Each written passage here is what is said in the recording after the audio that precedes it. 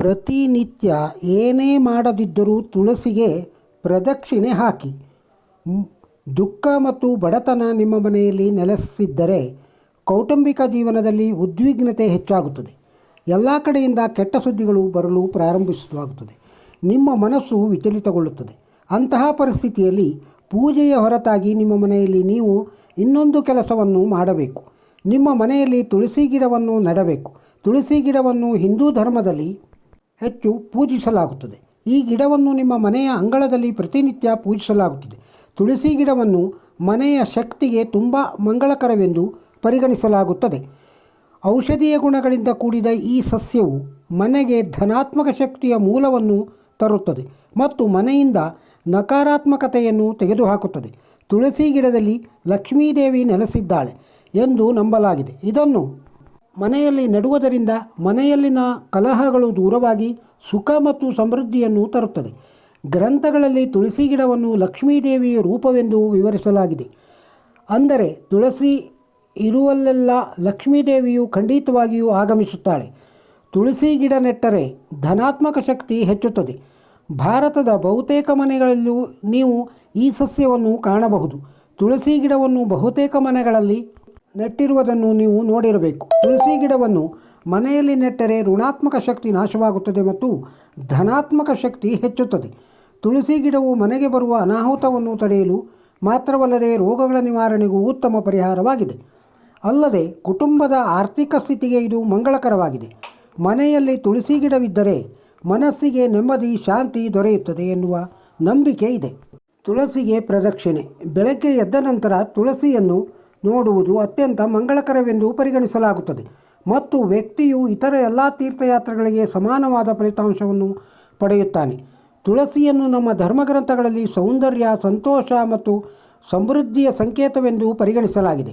ತುಳಸಿ ಬೀಜಗಳನ್ನು ಒಟ್ಟಿಗೆ ಇಡುವುದರಿಂದ ಸಂಪತ್ತು, ಸಮೃದ್ಧಿ ಮತ್ತು ಧಾರ್ಮಿಕ ಪ್ರಗತಿಯನ್ನು ಸಹ ಪಡೆದುಕೊಳ್ಳಲಾಗುತ್ತದೆ.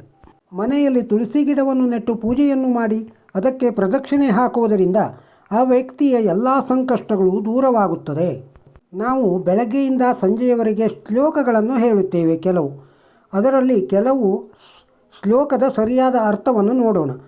ನಮ್ಮಲ್ಲಿ ಪ್ರಾತಸ್ಮರಣೀಯರಾದ ಕೆಲವು ಮಹಾಮಹಿಳೆಯರನ್ನು ನಿತ್ಯವೂ ನೆನೆಯುವುದರ ವಾಡಿಕೆ ಇದೆ. ಸಾಮಾನ್ಯವಾಗಿ ಎಲ್ಲರಿಗೂ ಗೊತ್ತಿರುವ ಶ್ಲೋಕ ಇದು. ಆದರೆ ಅನೇಕರು ತಪ್ಪಾಗಿ ಗ್ರಹಿಸಿರುವ ಶ್ಲೋಕವೂ ಇದೇ ಆಗಿದೆ. ಅಹಲ್ಯಾ ದ್ರೌಪದಿ ಸೀತಾ ತಾರಾ ಮಂಡೋದರಿ ತಥಾ ಪಂಚಕನ್ಯಾ ಸ್ಮರೇ ನಿತ್ಯಂ ಮಹಾಪಾತಕ ನಾಶನಂ. ಈ ಶ್ಲೋಕದಲ್ಲಿ ಬರುವ 5 ಮಂದಿ ಮಹಾಮಹಿಳೆಯರಲ್ಲಿ ಅಹಲ್ಯಾ, ದ್ರೌಪದಿ, ಸೀತಾ, ತಾರಾ, ಮಂಡೋದರಿ ಯಾರೊಬ್ಬರೂ ಕನ್ಯೆಯರಲ್ಲ.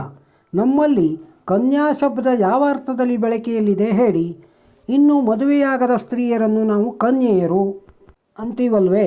ಈ ಶ್ಲೋಕದಲ್ಲಿ ಬಂದ ಯಾರೊಬ್ಬರೂ ಕನ್ಯೆಯರಲ್ಲ, ಎಲ್ಲರೂ ಮದುವೆಯಾದ ಮುತ್ತೈದೆಯರು. ಮತ್ತೆ ಯಾಕೆ ಪಂಚಕನ್ಯಾ ಅಂತ ಬಳಸಿದರು? ಹಾಗಾದರೆ ಈ ಶ್ಲೋಕದಲ್ಲಿ ಏನೋ ತಪ್ಪಿರಬೇಕು. ಬಂದಂಜೆ ಗೋವಿಂದಾಚಾರ್ಯರು ತಪ್ಪು ತೋರಿಸಿ ತಿದ್ದಿ ನಾವು ಮರೆತ ಅರ್ಥವನ್ನು ಮತ್ತೆ ಪರಿಚಯಿಸಿದ್ದಾರೆ. ಅದು ಪಂಚಕನ್ಯಾ ಸ್ಮರೇ ನಿತ್ಯಂ ಅಲ್ಲ, ಪಂಚಕಂನ ಸ್ಮರೇ ನಿತ್ಯಂ ಆಗಬೇಕು ಅಂತ ತಿಳಿಸಿಕೊಟ್ಟಿದ್ದಾರೆ. ಹಾಗಾದಾಗ ಮಾತ್ರ ಶ್ಲೋಕ ಸರಿಯಾಗುತ್ತದೆ. ಇದು ಯಾರೋ ಪಂಡಿತರಿಂದಾದ ಪ್ರಮಾದ. ನಾ ಶಬ್ದದ ಅರ್ಥ ತಿಳಿಯದ ಯಾರೋ ಪಂಡಿತರು ಪಂಚಕನ್ಯಾ ಅಂತ ಶ್ಲೋಕವನ್ನೇ ತಿದ್ದಿದರು. ಅದೇ ಜನರ ಬಾಯಲ್ಲಿ ತಪ್ಪು ಶ್ಲೋಕವಾಯಿತು. ನಾ ಅಂದರೆ ಸಂಸ್ಕೃತದಲ್ಲಿ ಗಂಡಸು ಅನ್ನುವ ಅರ್ಥ ಇದೆ.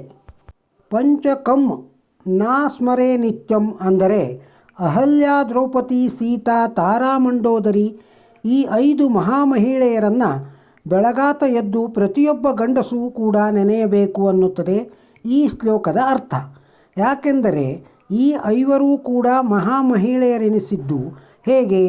ಅವರು ತಮ್ಮ ತಮ್ಮ ಬದುಕಿನಲ್ಲಿ ತಾವು ಎದುರಿಸಿದ ಅತ್ಯಂತ ಕಠಿಣ ಪರಿಸ್ಥಿತಿಗಳಲ್ಲಿ ಕೂಡ ಧೃತಿಗೆಡದೆ ಅವಮಾನಗಳನ್ನು ಸಹಿಸಿಕೊಂಡು ಸಂಕಷ್ಟಗಳನ್ನು ನುಂಗಿಕೊಂಡು ಧೈರ್ಯದಿಂದ ಪರಿಸ್ಥಿತಿಗಳನ್ನು ಎದುರಿಸಿ ಜೀವನದ ಅಧೋಗತಿಯಿಂದ ಮೇಲೆದ್ದು ಬಂದು ಪಾರಾದರು.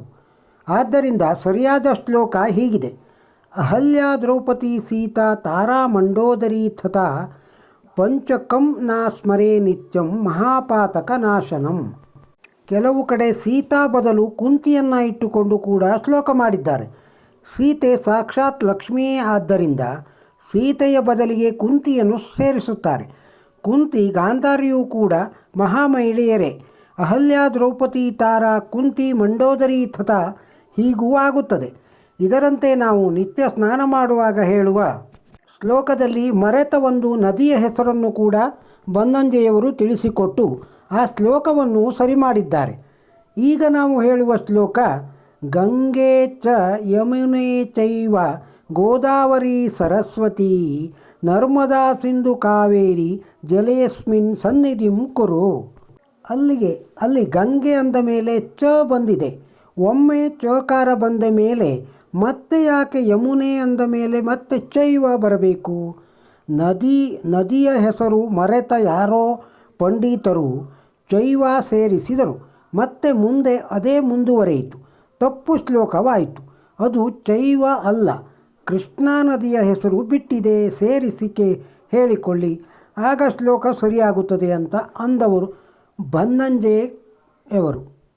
ಗಂಗೆ ಚ ಯಮುನೆ ಕೃಷ್ಣೆ ಗೋದಾವರಿ ಸರಸ್ವತಿ ನರ್ಮದಾ ಸಿಂಧು ಕಾವೇರಿ ಜಲೇಸ್ಮಿನ್ ಸನ್ನಿಧಿಂ ಕುರು.